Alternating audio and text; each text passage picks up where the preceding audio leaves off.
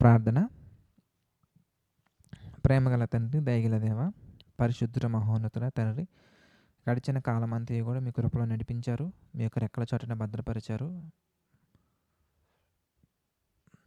అందును బట్టి కృతజ్ఞతాస్తుతులు చెల్లించుకున్నాం తండ్రి. ఎటువంటి అపవాద ఆటంకాలు కలగకుండా బైబిల్ స్టడీని తండ్రి మీ యొక్క ఆలోచన చొప్పున ఇప్పటివరకు నడిపించారు. ముందు నడిపించండి, సహాయం చేయండి తండ్రి. మీ మాటలు చెప్పబోతుండగా నాకు సమయానికి తగినటువంటి జ్ఞానాన్ని అనుగ్రహించండి. వినగల చెవులను, గ్రహింపగల మనస్సును తండ్రి. ఈ యొక్క విషయాలు ఎవరైతే వింటున్నారో వింటున్న ప్రతి ఒక్కరికి మీ యొక్క చిత్త ప్రకారంగా అనుగ్రహించండి, అందించండి, సహాయం చేయండి. మీ ప్రేమలో స్థిరంగా నిలవబడుటకు కృప చూపించండి తండ్రి. ప్రతిదీ కూడా మీ కోణంలో ఆలోచిస్తూ మీ నామానికి మహిమకరంగా జీవించే ధన్యతను మా అందరికీ దయచేయండి దేవా. ప్రతిదీ కూడా మీ యొక్క ఆలోచన చొప్పున అనుగ్రహించండి తండ్రి. సమస్త మహిమ, ఘనత, ప్రభావాలు తండ్రి మీకే చెల్లించుకుంటూ ప్రతిదీ మీ చిత్త ప్రకారంగా జరిగించమని, నడిపించమని వేడుకుంటూ మా ప్రభువును రక్షకుడైనటువంటి యేసుక్రీస్తు వారి పేరిట ఈ ప్రార్థన అడిగి వేడుకొనిచున్నాము తండ్రి. ఆమెన్. అందరికీ మన ప్రభువును రక్షకుడైనటువంటి యేసుక్రీస్తు వారి పేరిట ప్రత్యేకమైనటువంటి వందనాలు. ప్రియులారా, మరి ఆదికాండం 1వ అధ్యాయం 2వ అధ్యాయం మనం చూసాం. దేవుని యొక్క ప్రేమ మన పట్ల ఎలా ఉంది, మన యొక్క పుట్టుకకు కలిగినటువంటి కారణాలు ఏంటి, దేవుడు మనల్ని నిర్మించుకున్న విధానం ఎంత గొప్పగా ఉంది, అలాగే రిలేషన్ ఒక రిలేషన్ ప్రకృతికి మనిషికి ఎలా ఉంది, అలాగే మనిషికి దేవునికి ఎలా ఉంది, అలాగే మనిషికి ఎలా ఉంది, ఇవన్నీ కూడా మనం ప్రభు యొక్క చిత్త ప్రకారంగా మనం చూడటం జరిగింది. అయితే నేను ఒక పాయింట్ మిస్ చేశాను. అదేంటంటే 2వ అధ్యాయంలో మనం చూస్తే, ఆదికాండము 2వ అధ్యాయం మనం చూస్తే, 2వ అధ్యాయంలో అక్కడ దేవుడు ఏం చేశారో 10వ వచనంలో మనకు కనబడుతుంది. చూడండి, 10వ వచనం మనం చూస్తే, మరియు ఆ తోటను తడుపుటకు, ఏదెను అనే ఆ తోటను తడుపుటకు ఏదెనులో నుండి ఒక నది బయలుదేరి అక్కడ నుండి చీలిపోయి 4 శాఖలాయెను. మొదటి దాని పేరు పీషోను, అది హవీలా దేశం అంతటి చుట్టూ పారుచున్నది. అక్కడ బంగారం ఉన్నది. ఆ దేశపు బంగారము శ్రేష్టమైనది. అక్కడ బోళమును గోమేధికములను దొరుకును.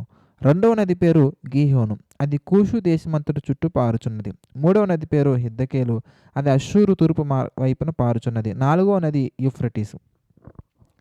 ఇలా మీరు ఆలోచిస్తే ఈ నదులన్నీ కూడా చక్కగా దేనికి వస్తున్నాయి ఎంతకనగానే ఆ తోటను తడపటానికి, లేదంటే కనుక ఆ తోటలో ఉన్నటువంటి తోట నిమిత్తం దేవుడు ఏర్పాటు చేసినట్టుగా మనకు కనబడుతుంది. అయితే చాలామంది ఎలా ఆలోచిస్తూ ఉంటారంటే, దీని గురించి ఆల్రెడీ మొదటి అధ్యాయంలో 2వ అధ్యాయంలో నేను మాట్లాడేశాను. జస్ట్ ఇంట్రో కింద మాట్లాడుతున్నాను. మనిషి అనే అతను కోతి నుండి వచ్చారు అని ఒక ప్రతిపాదన తీసుకొచ్చారు ఎవరో కొంతమంది. సో దానిని తప్పు అని నిరూపించడానికి ఎన్నో ఆధారాలు ఉన్నాయి. అవి వాళ్ళకి ఒప్పుకున్నటువంటి సందర్భాలు కూడా మనకి ఎన్నో కనబడతాయి.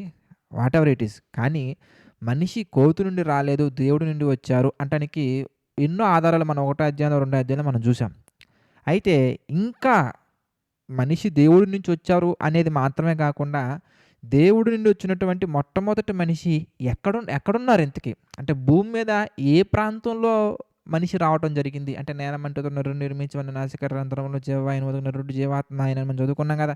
ఇప్పుడు మొట్టమొదటి మనిషి నివసించినటువంటి ప్రాంతం ఎక్కడ, ఆ ఏరియా ఎక్కడ అని అడిగితే కనుక దానికి కంప్లీట్గా ఎగ్జాక్ట్గా మ్యాచ్ అయ్యే విధంగా మనకి ఏది వస్తుంది అంటే టర్కీ. ఎక్కడ, ఏ కంట్రీ, ప్రజెంట్ మాట్లాడుకుంటున్నటువంటి దేశాల నేమ్స్ ప్రకారంగా మనం ఆలోచిస్తే కనుక టర్కీ అంటే మొట్టమొదటి మనిషిని దేవుడు పెట్టింది ఎక్కడయ్యా అంటే టర్కీలో పెట్టారు. ఎలా చెప్పొచ్చు బ్రదర్ ఇంతకీ అనగానే, డీటెయిల్డ్గా చక్కగా ఒక 6 minutes 7 minutes video with Google మ్యాప్స్తో సహా చేసినటువంటి వీడియో మనకి మన చర్చిలో, మన జేసీ చర్చ్ ఛానల్లో ఉంది, అవైలబుల్గా ఉంది. ఆదాము ఏదైనా మనం ఎక్కడుంది అని ఒక చక్కటి వీడియో మీకు కనబడుతుంది. నేను గ్రూప్లో కూడా పెట్టిస్తాను ఈరోజు. చక్కగా చూడండి. మనకి అఫీషియల్ ఛానల్ గ్రూప్ ఉంది కదా, వాట్సాప్ ఛానల్ గ్రూప్లో పెట్టిస్తాను, అలాగే టెలిగ్రామ్ ఛానల్ గ్రూప్లో కూడా పెట్టిస్తాను.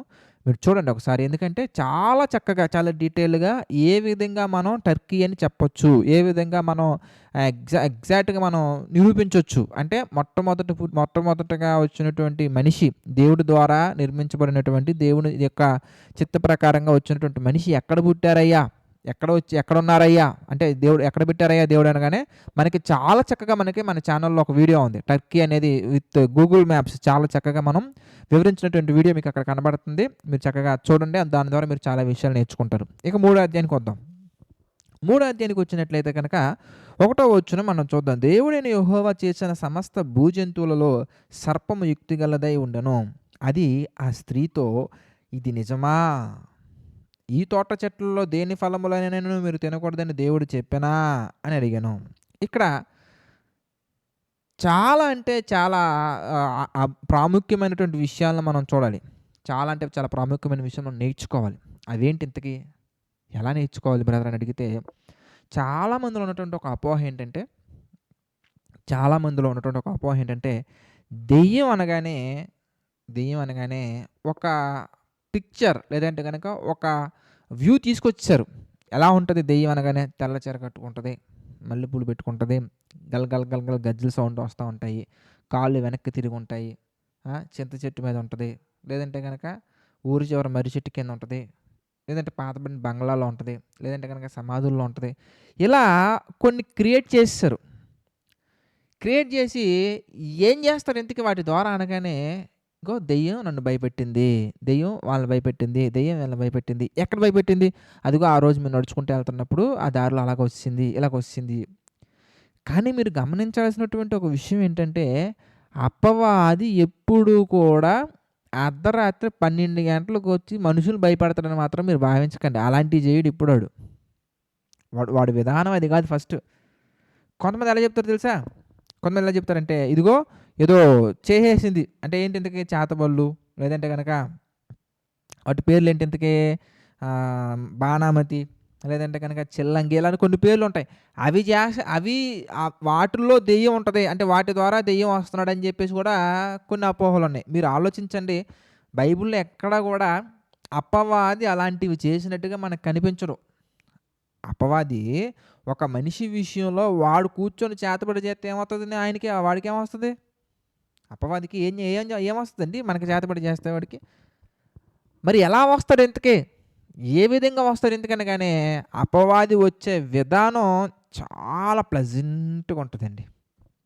సినిమాల్లో చూపించినట్టుగా పెద్ద పెద్ద సౌండ్లు, గ్రాఫిక్స్ చిన్నప్పుడు మీరు క్రిస్టియన్ బ్యాక్‌గ్రౌండ్ అయ్యుంటే మీరు చూసి ఉండకపోవచ్చులే గానీ, నేను క్రిస్టియన్ బ్యాక్‌గ్రౌండ్ కాదు కాబట్టి నేను చిన్నప్పుడు చూసే కొన్ని మూవీస్, కొన్ని ఆఫర్స్ కూడా పెడతారండి సినిమా హాల్స్ ముందు. ఏంటంటే ఇదిగో ఈ ఈ ఈ మూవీని చూసి మీరు గనక భయపడకపోతే ఇంత అమౌంట్ ఇస్తామని కొన్ని పెడతా ఉంటారనమాట, ఛాలెంజింగ్ టాస్కుల్లాగా.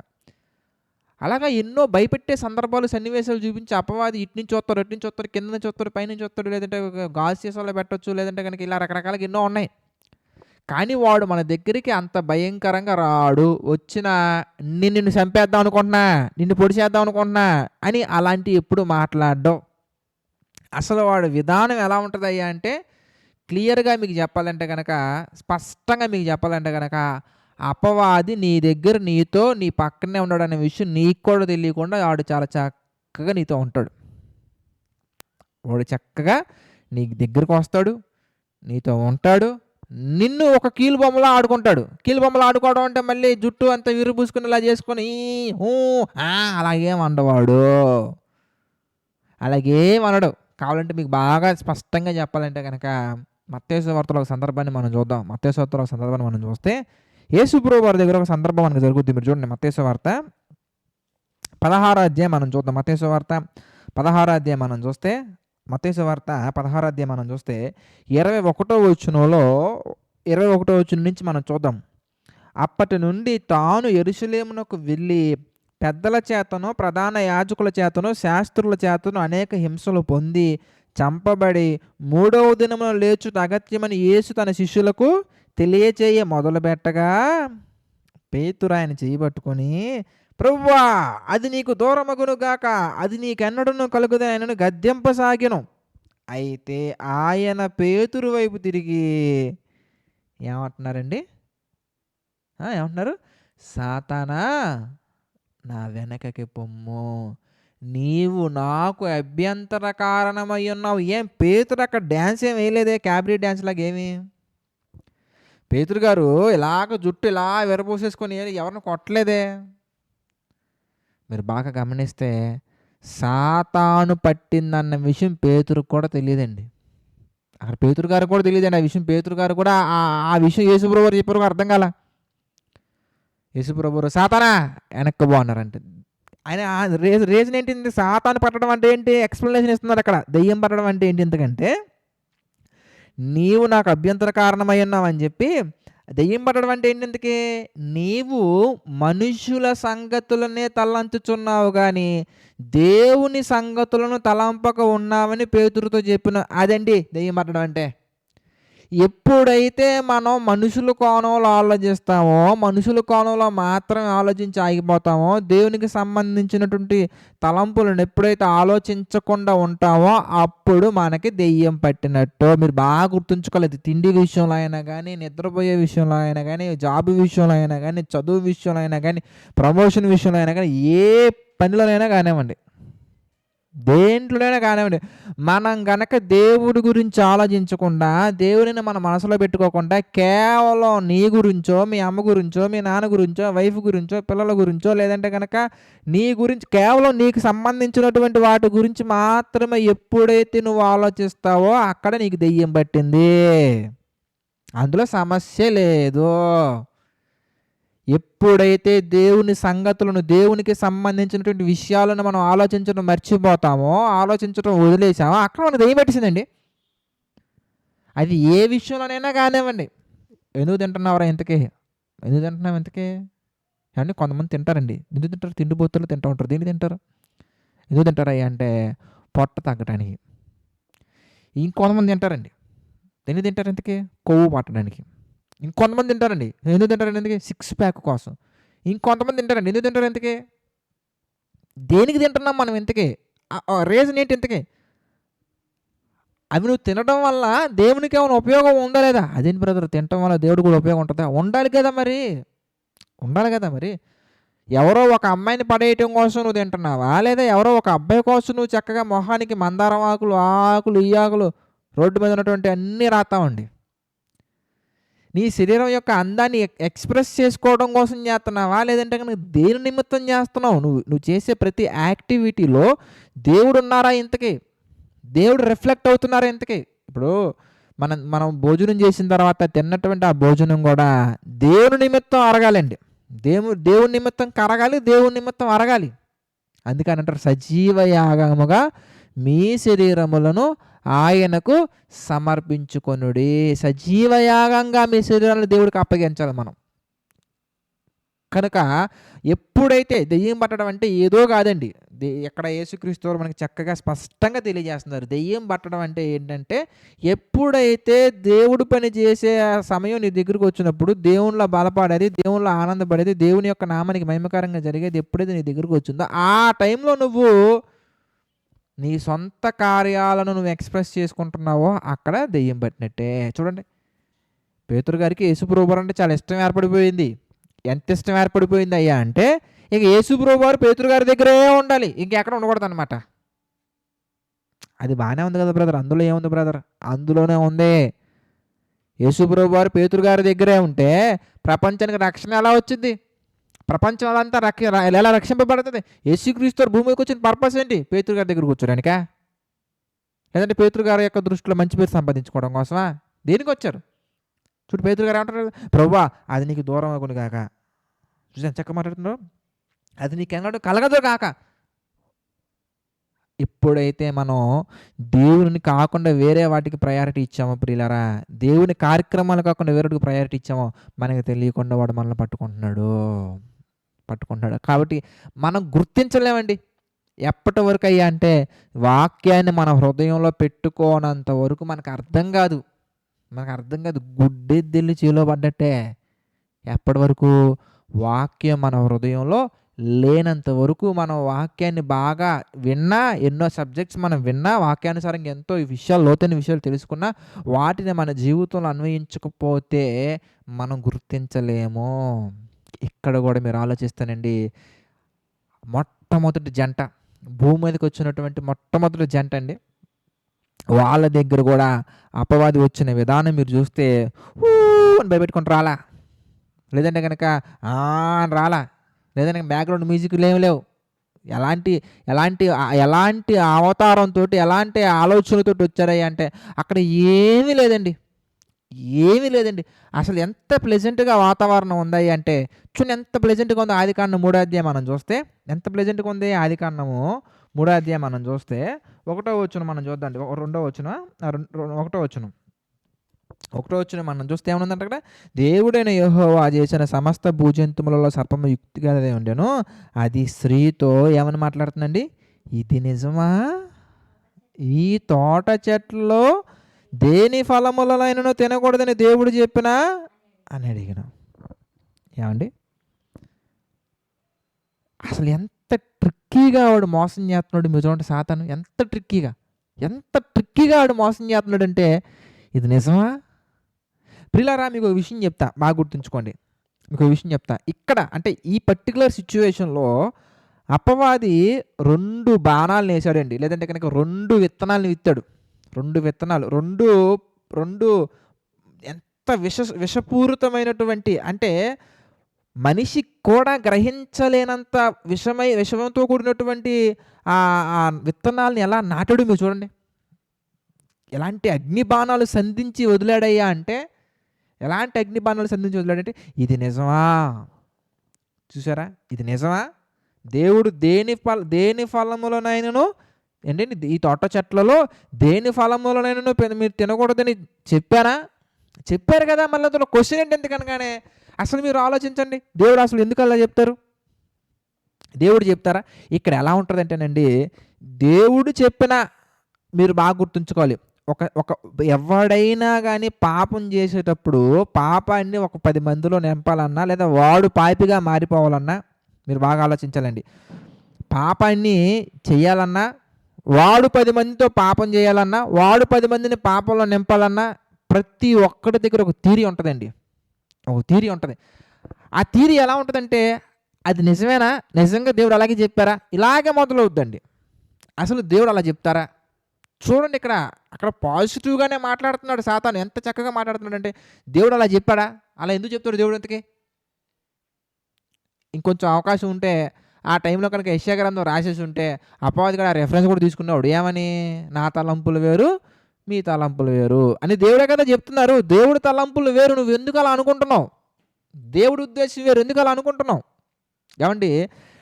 నా యొక్క ఊహ అంటే నేను కొన్ని సందర్భాలను కొన్ని పరిస్థితులను బట్టి అపవాది యొక్క అప్డేటెడ్ స్ట్రక్చర్ని అర్థం చేసుకున్నటువంటి ఒక దైవజనుడిగా వాడు ఎలా వస్తాడు, ఎలా మాయ చేస్తాడు, వాడు జిమ్మికులని ఎలా ఉంటాయని అర్థం చేసుకున్నటువంటి ఒక వ్యక్తిగా, దేవుని సేవకునిగా వాడు ఎప్పుడు కూడా పాపం చేసేయండి, చచ్చిపోండి, నరకానికి వెళ్ళిపోయినని చెప్పడండి. వాడు అలా ఎప్పటికీ చెప్పడండి. ఎలా చెప్తాడో ఎంతకనగానే ఫర్ ఎగ్జాంపుల్ ఒక మూవీస్ చూడటం అనే దాని గురించి మనం తీసుకున్నాం అనుకోండి. సినిమాలు చూడటం అనే దాని గురించి మనం తీసుకుంటే కనుక సినిమాలు చూడటం తప్పేమో, సినిమా తప్పని కూడా ఒప్పుకోడండి వాడు. సినిమాలు చూడటం తప్పేమో, కానీ ఇన్స్పిరేషనల్ మూవీస్ చూస్తే తప్పేంటి? హిస్టారికల్ మూవీస్ చూస్తే తప్పేంటి? సైంటిఫిక్ మూవీస్ చూస్తే తప్పేంటి? మంచి మూవీస్ చూడవయ్యా తప్పేంటి? ఎలా మొదలవుద్దయ్యా అంటే మంచి మూవీస్ చూడయ్యా అని ప్రారంభించి సినిమాలలో ఉన్న మంచి తీసుకోయ్యా అని మొదలెడతారు. ఇప్పుడు నువ్వు అంత వీకా, నువ్వంత బలహీనుడివా అంటే ఒక మూవీని చూసి అందులో పాపానికి సంబంధించినటువంటి వాటిని చూసి నువ్వు కంట్రోల్ చేసుకోలేనంత బలహీనుడివా నువ్వు? మరి ఇంక ఇన్ని సంవత్సరాల చర్చికి ఏం ఉద్ధరించావు? చూసావయ్యా, అందులో ఏముంది ఇంతకీ? ఏదైనా మనం చూసే దాంట్లో ఉంటుందండి. మనం మంచిగా చూసాం అనుకోండి, మన కంటికి అన్నీ మంచిగా ఉంటాయండి.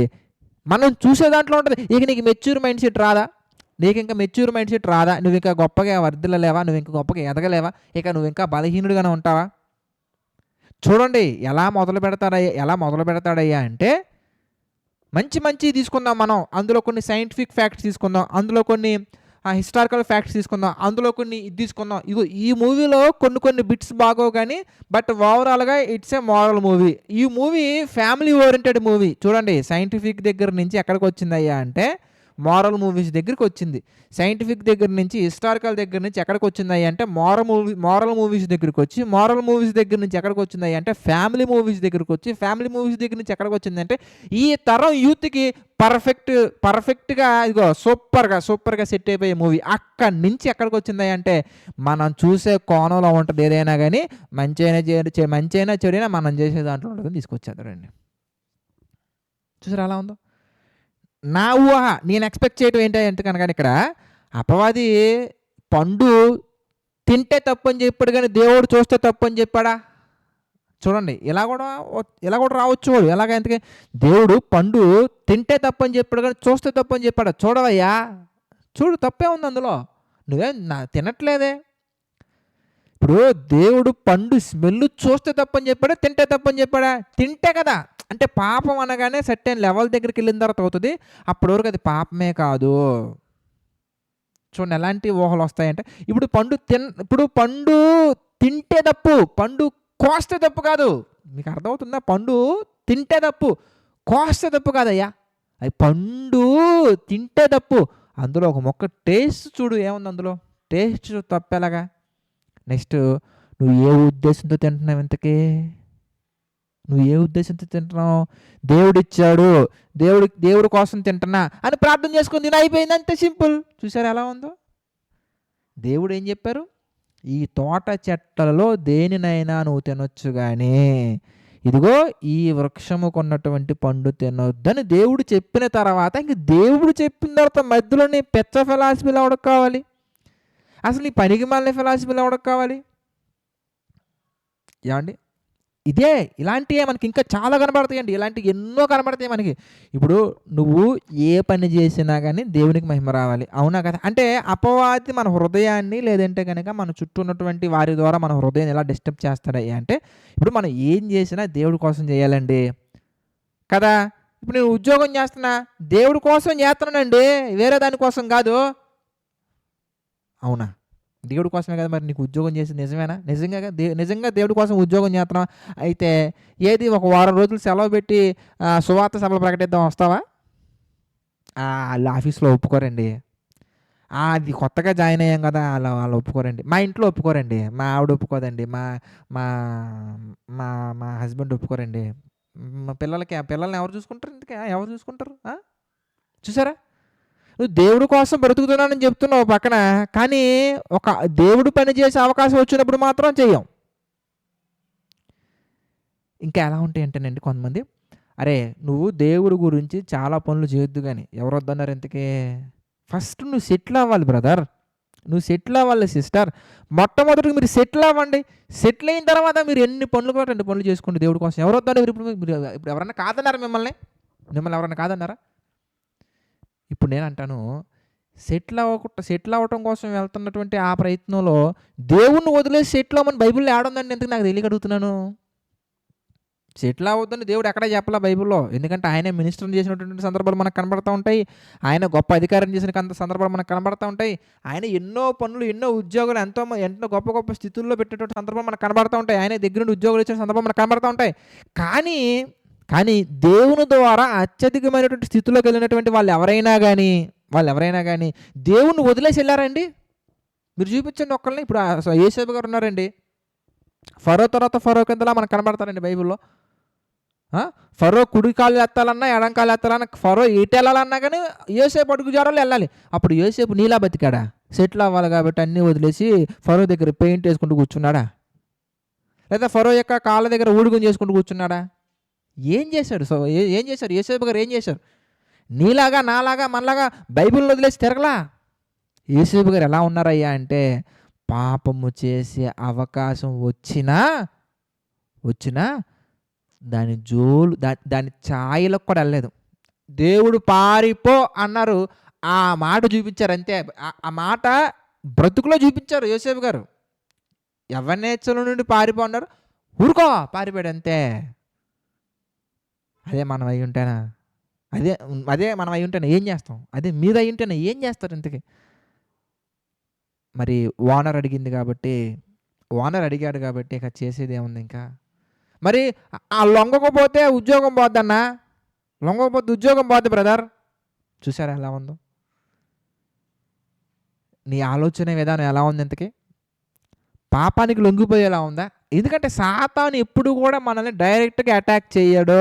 ఎలా వస్తాడయ్యా అంటే ఇండైరెక్ట్ మెథడ్. ఇక్కడ గనక నేను నీ దగ్గరకొచ్చింది హవ్వ నీ దగ్గరికి ఎందుకొచ్చింది తెలుసా? నీ ద్వారా నేను పండు తినిపించడం కోసం వచ్చా తెలుసా అంటే అవ్వ మాట్లాడుతదండి అక్కడ?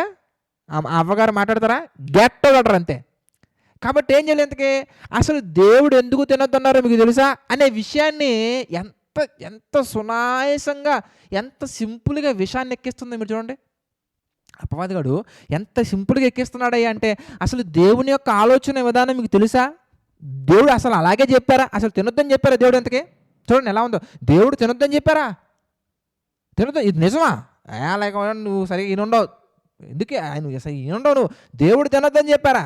దేవుడు ఎందుకు చెప్తారు అలాగా? మొత్తం చేసింది ఆయనే కదా! సృష్టి మొత్తం చేసింది ఆయనే. సృష్టిని చేసింది నీ కోసమే కదా! ఇదో తినొద్దన్నారు. అందులో ఏదో ఉంది, నువ్వు ఆలోచించాలి. నువ్వు అది ఆలోచించడం మానేసి దేవుడు తినొద్దని చెప్పారంటే ఏదో ఉంటుంది, అది నువ్వు ఆలోచించాలి. మీరు ఒక విషయం గుర్తుంచుకోండి. దేవుడు ఒక మాట వద్దు అని చెప్పారంటే ఇక అది వద్దంతే. అందులో ఎక్స్‌ప్లనేషన్స్ ఎతకూడదు మనం. అందులో మనం గనక ఎక్స్‌ప్లనేషన్స్ ఎతికామంటే మన కాలు జారే విధానం అక్కడే మొదలవుద్ది. మనం మన ఆత్మీయ జీవితానికి పతనం అక్కడే ప్రారంభమవుద్దండి. లైఫ్‌లో మీరు బాగా గుర్తుంచుకోండి. బైబిల్‌లో ఏదైనా గనక దేవుడు చెయ్యొద్దు అని చెప్పారంటే గనక దాంట్లో మళ్ళీ రీజన్స్ ఎతక్కండి. చెయ్యొద్దని చెప్పారా? దాని అర్థం ఇక వద్దని అంతే. చేయమని చెప్పారా? దాని అర్థం ఇక చెయ్యాలంతే. ఇక అందులో మీరు రీజన్స్ ఎతకండి. దేవుడు ఏ ఉద్దేశంతో చెప్పుంటారు? దేవుడు ఏ ఉద్దేశంతో చెప్పినా ఆయన వద్దని చెప్పారు కాబట్టి వద్దంతే. ఆయన ఏ ఉద్దేశంతో చెప్పుంటారు? దేవుడు ఏ ఉద్దేశంతో చెప్పినా చేయమని చెప్పారు కాబట్టి చెయ్యాలంతే. ఇక అందులో మళ్ళీ ఉద్దేశాలు ఎతికి ఉన్నతమైనటువంటి మనిషిలాగా ఫీల్ అవ్వకూడదు మనం ఇంతకీ. చూడండి అపవాది ఎలా వచ్చాడు ఇంతకీ? ఏ ఉద్దేశంతో చెప్పాడో తెలుసా నీకు ఇంతకీ? ఆ కోణంలోనే వచ్చాడండి. ఇది నిజమా? నిజమా? దేవుడు అలా చెప్పారా ఇంతకీ? అలా ఎందుకు చెప్తారు దేవుడు? చూడండి ప్రియులారా, అక్కడ అపవాది మాట్లాడిన మాటలకే హవ్వ లొంగిపోయిందండి. లొంగిపోయింది కాబట్టే రిప్లై ఇవ్వటం మొదలుపెట్టింది. ఏమని రిప్లై ఇవ్వటం మొదలుపెట్టింది? అందుకు స్త్రీ, ఈ తోట చెట్ల ఫలములను మేము తినవచ్చునో, అయితే తోట మధ్యనున్న చెట్ల ఫలములను గురించి దేవుడు మీరు చావకుండునట్లు వాటిని తినకూడదనియో వాటిని ముట్టకూడదనియో చెప్పునని సర్పముతనెను. అసలు వాడికి సమాధానం చెప్పాల్సిన అవసరం మనకేంటండి? ఎవడైతే మనల్ని పాపానికి ప్రేరేపిస్తున్నాడో, ఎవడైతే దేవుని యొక్క ఆజ్ఞకి వ్యతిరేకంగా ప్రేరేపిస్తున్నాడో వాడికి ఎక్స్‌ప్లనేషన్ ఇవ్వాల్సిన అవసరం అంత దౌర్భాగ్యమైన స్థితి మనకెందుకు పట్టిందండి? దేవుడు ఒక లా పెట్టారు. దేవుడు ఒక సిస్టమ్ పెట్టారు. దేవుడు ఒక ప్రొసీజర్ పెట్టారు. దేవుడు ఒక ప్రికాషన్స్ పెట్టారు. దేవుడు ఒక సిస్టమ్ పెట్టిన తర్వాత ఆ సిస్టమ్ గురించి ఎగనెస్ట్‌గా వెళ్తున్నటువంటి వాడి దగ్గర మనం ఉండి వాడికి ఎక్స్‌ప్లనేషన్ ఇవ్వాల్సిన అవసరం మనకేంటి? అది తెలుసుకొని మారతాడేనా? వాడికి సువార్త చెప్పాలనా? మనకు అవసరం ఏంటి ఇంతకీ? పిల్లరా, ఇక్కడే హవ్వ చేసినటువంటి పొరపాటు మనం కూడా చేస్తూ ఉంటామండి. ఎలా? ఒక అమ్మాయి ఉంటుంది, ఒక అబ్బాయి ఉంటాడు. అమ్మాయి చక్కగా భక్తిపరురాలాగా దేవుని యొక్క వాక్యం వింటూ ఉంటుంది. బయట ఎవడో గాలికి తిరిగేవాడు ఎవడో ఉంటాడు, ఒకడు పనికిమాలినోడు. వాడు ఈ అమ్మాయిని చూస్తాడు. ఈ అమ్మాయి నచ్చుద్ది. ఈ అమ్మాయి కోసం చర్చికి రావడం మొదలెడతాడు. వచ్చిన తర్వాత ఒక వారానికి ఐ లవ్ చెప్తాడు. చెప్పిన తర్వాత ఐ లవ్ చెప్పినటువంటి వాడితో నీకు మాటలేంటి సిస్టర్? ఇప్పుడు ఈ సిస్టర్ అంటదండి, నేను వాక్యము ద్వారా నా ప్రవర్తన ద్వారా అతన్ని మారుస్తా. నీ వాక్యం ద్వారా ప్రవర్తన ద్వారా మార్చడానికి ఆయన నీ భర్త, నీ హస్బెండా? పోనీ దేవుడు అలా చెప్పారు ఎక్కడైనా? ఒక్కడు నిన్ను వేరే చూపుతో చూస్తున్నాడు, ఒకడు నిన్ను వేరే ఉద్దేశంతో వచ్చాడని నీకు అర్థమైన తర్వాత నువ్వు చేయాల్సినటువంటి పని ఏంటి? పారిపో. ఎవరి నేర్చుల నుండి పారిపో. కానీ మనం ఏం చేస్తామంటేనండి, ఇదిగో హవ్వకి ఎలాగైతే ఆన్సర్ చెప్తుందో, ఆ హవ్వ ఏ విధంగా అయితే సాతానికి ఆన్సర్ చెప్తుందో అలా మనం కూడా చెప్పడం కోసం ట్రై చేస్తూ ఉంటాం. ఒకటి గుర్తుంచుకోండి, ఆత్మీయ జీవితానికి దూరం చేసే ఎవరైనా కానీ, ఆత్మీయ జీవితంలో దేవునికి దూరం చేసే వాళ్ళు ఎవరైనా కానీ మన దగ్గరికి వచ్చినప్పుడు ప్రియులారా, వాళ్ళు ఎలాంటి వాళ్ళైనా కానీ, ఎంతటి వాళ్ళైనా కానీ ప్రియులారా, చూడండి ఇదిగో దేవుని యొక్క మాటకే మనం వాల్యూనివ్వాలి. అసలు అలాంటి వాటికి మనం సమాధానం చెప్పాల్సిన అవసరం లేదు. అలాంటి వాళ్ళతో మనం మాట్లాడాల్సిన అవసరం కూడా లేదు. కనుక అపవాది ఏ విధంగా రెండవ పాయిజనస్ లేదంటే కనుక రెండో విషసర్ప లేదా రెండో విష బాణాన్ని, అగ్ని బాణాన్ని ఎలా విసిరారు అనేది మనం రేపటి దినాన మనం చూద్దామండి. ప్రతి ఒక్కరు తలలో ఉంచుని ప్రార్థన చేసుకుందాం. ప్రార్థన. ప్రేమగల తండ్రి, దయగల దేవ, పరిశుద్ధుల మహోన్నతుడ, తండ్రి అనేకమైనటువంటి విషయాలు మాకు తెలియజేస్తున్నారు. అందును బట్టి కృతజ్ఞతాస్తుతులు చెల్లించుకుంటున్నాము దేవా. తండ్రి మీ కృపలో బలపరచండి, మీ చిత్త ప్రకారం నడిపించండి తండ్రి. మీ యొక్క ఆలోచనకి తండ్రి ఎప్పుడూ విధేయులై బ్రతుకుటకు మా తండ్రి కృప చూపించండి దేవా. మీ చిత్తానికి తండ్రి విధేయులుగానే ఉంటూ అనేకమైనటువంటి కార్యక్రమాలలో మేమందరం మా తండ్రి ముందుకు సాగినట్లు కృప చూపించండి. మీ ప్రేమలో బలపరచండి దేవా, సహాయం చేయండి తండ్రి. దేవా, ఈ యొక్క బైబిల్ స్టడీలో తండ్రి ఎంతమంది అయితే పార్టిసిపేట్ చేస్తున్నారో ప్రతి ఒక్కరి కుటుంబాన్ని జ్ఞాపకం చేసుకోండి. ప్రతి ఒక్కరి కుటుంబాన్ని మీరు దీవించండి, బలపరచండి. మీ యొక్క నామానికి మహిమకరంగా తండ్రి ప్రతి ఒక్కరిని వాడుకోనండి తండ్రి. తర్వాత జరగబోయే కార్యక్రమాలలో కూడా ప్రభువా మీ కృపతోడు గురించి నడిపించండి, సహాయం చేయండి తండ్రి. సమస్త మహిమ ఘనత ప్రభావాలు మీకే చెల్లించుకుంటూ ప్రతిదీ తండ్రి మీ చిత్త ప్రకారంగా జరిగించమని నడిపించమని వేడుకుంటూ మా ప్రభువును రక్షకుడైనటువంటి యేసుక్రీస్తు వారి పేరిటి ప్రార్థన అడిగి వేడుకుంటున్నాం తండ్రి. ఆమేన్.